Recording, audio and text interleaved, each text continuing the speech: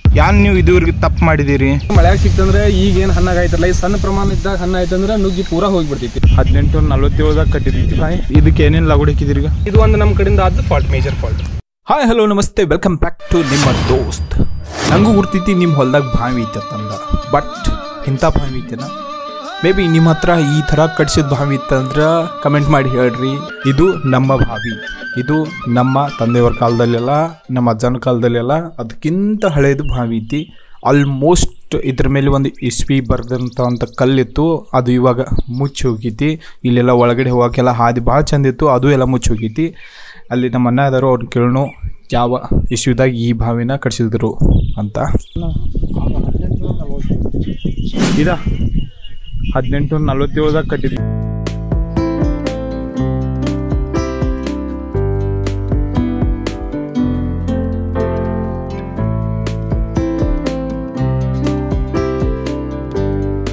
ಎಲೆ ತೋಟದಲ್ಲಿ ನಾವು ಒಂದು ಸ್ಮಾಲ್ ಟಿಪ್ಸ್ ಅನ್ಬೋದು, ಅಥವಾ ಟ್ರಿಕ್ಸ್ ಅನ್ಬೋದು, ಅಥವಾ ನೀವು ಕನ್ನಡದಾಗ ಕಿವಿ ಮಾತುಗಳು ಅನ್ಬೋದು, ಅದನ್ನ ಹೇಳಕ್ಕೆ ಪ್ರಯತ್ನ ಮಾಡ್ತೇವೆ.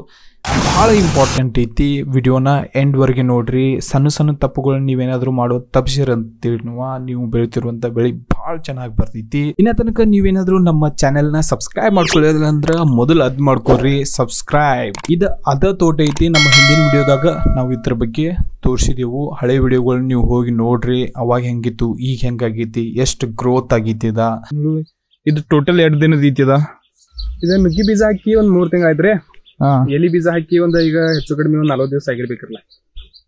40 ದಿವಸಕ್ಕೆ ಇಷ್ಟ ಬರ್ತಿದ್ದ. 40 ದಿವಸಿಗೆ ಸ್ವಲ್ಪ ಅಡವ್ಯಾಗ ಜರ ಲಾಗುಡಿ ಪ್ರಮಾಣ ಹೆಚ್ಚಿದ್ರೆ ಇದಕ್ಕ ಸ್ವಲ್ಪ ಸ್ಪೀಡ್ ಬರ್ಬೋದ್ರಿ. ಅಡವಿ ಮ್ಯಾಗ ಡಿಪೆಂಡ್ ಇರ್ತೈತ್ರಿ ಅದ. ಯಾಕೆ ಅಡವಿಗೆ ನಾವು ಎಷ್ಟು ಅದಕ್ಕೆ ಬೇಕಾದಷ್ಟು ನಾವು ಲಾಗುಡಿ ರಾಸಾಯನಿಕ ಎಲ್ಲ ಕೊಡ್ತೀವಿ, ಆ ಪ್ರಕಾರ ಅದ ಬೀಜ ಬರ್ತೈತ್ರಿ.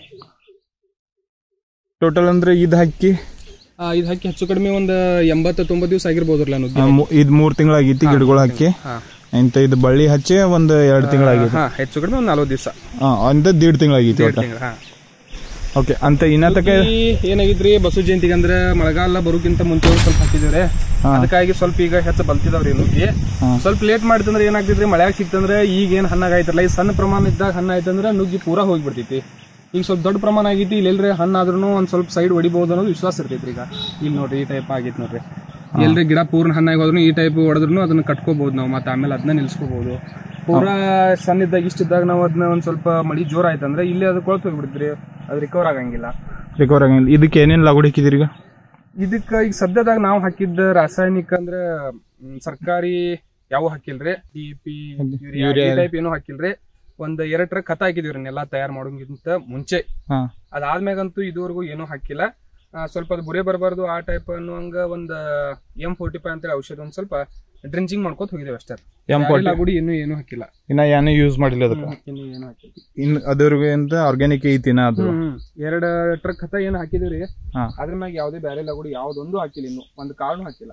ಸ್ವಲ್ಪ ನಾವು ಹಾಕಾಕ ಒಂದ್ ಸ್ವಲ್ಪ ಡಿಲೇ ಮಾಡಿದಿವ್ರಿ. ಅದಕ್ಕಾಗಿ ಕೆಲವೊಂದ್ ಕಡೆ ಎಲ್ರಿ ಒಂದ್ ಸ್ವಲ್ಪ ಬೀಜ ಹೋಗಿದಾವ್ರವ. ಇವ ಹಚ್ಚಿದ್ಮೇಲೆ ಬುರೆ ಬರ್ತಿರ್ತಾವ, ಅದ್ ಬರ್ಬಾರ್ದು ತಂದ M45 ಇದಕ್ಕೆ ಡಿಂಚಿಂಗ್ ಮಾಡ್ಕೊಂಡು ಹೋಗಿದಾರು. ಅಂದ್ರೆ ಬೀಜ ಎಲಿ ಬೀಜ ಹಚ್ಚಿ ಒಂದ್ ಹೆಚ್ಚು ಕಡಿಮೆ ಒಂದ್ ವಾರದೊಳಗ ಅದನ್ನ ಒಂದ್ ಸತಿ ಅದನ್ನ ಹೋಗ್ಲಿ ಬೇಕಾದ್ರೆ ಬಿಡ್ಲಿ ಅದನ್ನ ಒಂದ್ ಸ್ವಲ್ಪ ಹಾಕಿದ್ರೆ ಚಲೋ ಅಂತಾರ್ರಿ ಎಲ್ಲಾರು ಹಿರಿಯರ. ಅದ್ರ ಸಲ ನಾವು ಒಂದ್ ಸ್ವಲ್ಪ ಡಿಲೇ ಮಾಡಿ ಹಾಕಿದೀವಿ. ಒಂದ್ ಸ್ವಲ್ಪ ಎಲ್ಲರಲ್ಲಿ ಜಾಗಿ ಬೀಜ ನಮ್ಮ ಕೆಲವೊಂದು ಹೋಗಿದಾವ್ರಿ. ಓಕೆ. ಇದು ಆಲ್ಮೋಸ್ಟ್ ಒಂದ್ 1.5 ತಿಂಗಳದ ಪ್ಲಾಂಟ್ ಐತಿ. ಯಾಕಂದ್ರೆ 1.5 ತಿಂಗಳು ಯಾಕಂದ್ರೆ ಯೂತ್ನ ಹಿಡಿಯಂಗಿಲ್ಲ, ಬಳ್ಳಿ ಯಾವ್ದು ಹಚ್ಚಿ 2 ದಿನ ಆಯ್ತು ನೋಡಿ ಅದ್ರ ಮ್ಯಾಗಿನ ಪ್ಲಾಂಟ್ ಕನ್ಸಿಡರ್ ಮಾಡ್ತಾರು. ಇನ್ನ ಮುಂದೆ ಏನ್ ಹಾಕ್ಬೇಕಿದ್ರು? ಈಗ ಇನ್ ಸದ್ಯದಾಗ ನಾವ್ ಅಂದ್ರೆ ಈಗ ಸ್ವಲ್ಪ ಮಳಿ ಬಾಳ ಜೋರಾಗಿದ್ರಿ, ಹಿಂಗಾಗಿ ಖತ ಹಾಕ್ಬೇಕಾದ್ರೆ ಈಗ ಅನುಕೂಲ ಆಗಂಗಿಲ್ರಿ. ಇನ್ನ ಸ್ವಲ್ಪ ನೆಲ ಹಸಿ ಭಾಳ ಐತ್ರಿ, ರಾಡಿ ಆಗ್ತೈತಿ.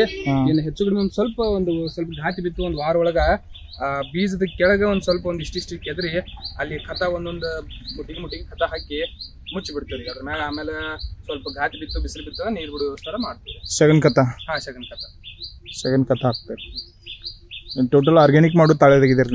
ಜರ ಹೆಚ್ಚಾಗಿ ಅಂದ್ರೆ ಹಿರಿಯರ ಮಂದಿ ಎಲ್ಲಾ ಆರ್ಗ್ಯಾನಿಕ್ ಮಾಡ್ತು 7-8-10 ವರ್ಷ ತಾಟ್ಗಳು ಬೆಳಿತಿದ್ದು. ಈಗ ಏನಾಗಿದ್ರಿ ಎಲ್ಲಾ ಇಂಥವ್ ಲಾಗುಡಿ ತಂದು ಹಾಕಿ 2 ವರ್ಷನಾಗ ತೋಟ ಹೋಗ್ಸೋದು ಮತ್ ಹಾಕೋದು, ಇದ್ರಾಗ ಟೈಮ್ ಹೊಂಟಿದ್ರಿ.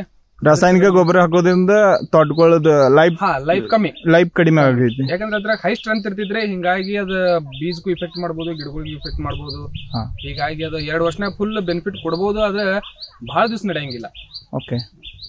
ಪ್ಲಾಂಟೇಶನ್ ಭಾಳ ಸರ್ಕಿ ಮಾಡಕತ್ತಿ. ಇದ್ರಾಗ ಯಾನ್ ನೀವು ಇದುವರೆಗೆ ತಪ್ಪು ಮಾಡಿದಿರಿ?